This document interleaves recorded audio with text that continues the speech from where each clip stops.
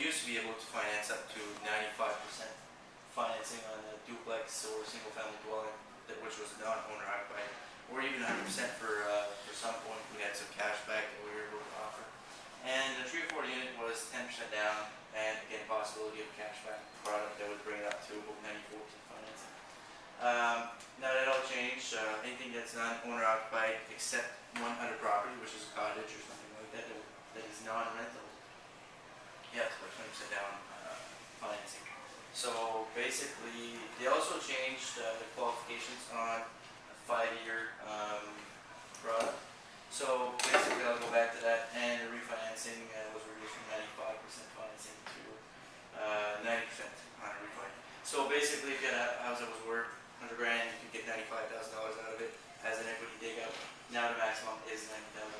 So again, on rental properties for the non-owner occupied, 30% down is from 1 to 4 units. Anything over 5 units is still the same thing. Basically, you need 25% down, or you can go through Canadian Mortgage Housing Corporation, which requires 15% down. They have different criteria to net worth and all that stuff. So, going back on the qualification based on the 5-year posted rate, the way it works basically is if a client took a 3-year term, they have to qualify based on 5 years. So even though the 3-year term was 3.9, 5-year was whatever, they're going to use the posted rate, which is 5.99 compared to 4.39. So you have to qualify based on that. The government implemented that change on April 19th, so clients could have more flexibility. Basically, if something were to happen, the rates would go up. They'd have more room in their budget to do that. Variable product is the same thing. We do prime minus 50, prime minus 60. So prime right now is for banks is 2.5. You get a 1.9%. You still have to qualify at 5.99 because if it does go up, and it will go up, you can still afford that house that you bought basically at least for the next 5 years. And also the same application on a shorter term, even if a shorter term like 1 year would be 3.5, you still have to qualify at 5.99.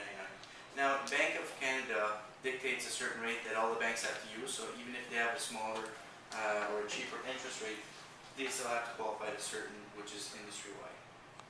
Okay, so all the same, it's pretty much the same in different, in all the other components. What I'm going to talk to you guys about the income stability, down payment, credit history, touch a little bit about credit, what affects your credit, and affordability, so basically GDS and TDS, and what changes were done to the rental income. The rental income, there was just quite a big change in rental income, the way that it's qualifying clients. I'll touch back on that a little bit further, but there is a significant change because before they used to do a rental offset, now they just add a certain percentage of the income to the rental to the income. So we'll touch back at that a little bit further on. So the income stability that the lenders and banks are looking for is either salary income, self-employed, or commission-based, or investment income. Now there's also a change on commission-based people, which is if somebody wanted to buy a house, usually like if you were, we could use a stated income program, which means that somebody put $3,000 on your notice of assessment. We could put $100,000 as long as the credit was fine and the down payment was good from their own resources, then they would have qualified. Now they've cut back that program, so if you are self-employed, which if you're in your first, second, or third year in the business, we could still use a stated income. But that's been cut out basically for the commission employees, so now they just use whatever the income that is being declared on basically throughout Canada. We also use investment income, but you have to use an average of the last 2 years or T1 generals and notice of assessments to make sure that it was declared to Government of Canada. So it's basically the same thing for the down payments. Conventional mortgage changed about a year ago. We used to be able to finance just 75% of the value without going CMHC. Now you can go up to 80% of the value. Anything that's less than 4 units.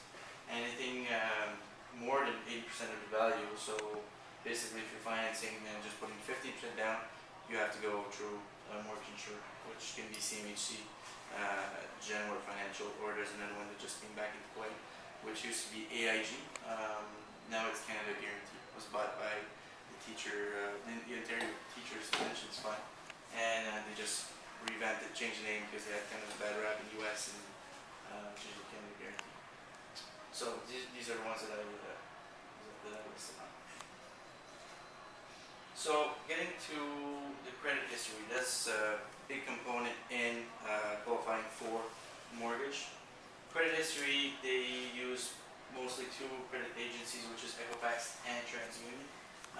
CMHC, most of the banks will use Equifax. Some of the banks will also use TransUnion or pull one as a reference, and some lenders strictly use TransUnion also. So depends directly on the lender.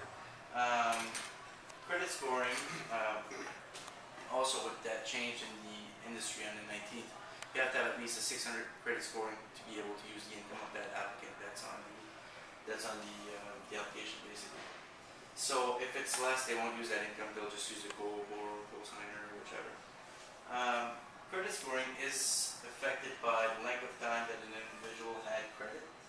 So basically, get somebody that just came out of school or whatever, just have one credit card, one car loan. If it has been at least a year and a half, 2 years, it's going to be fairly tough to get an insured mortgage, which is CMHC or Genworth or AIG.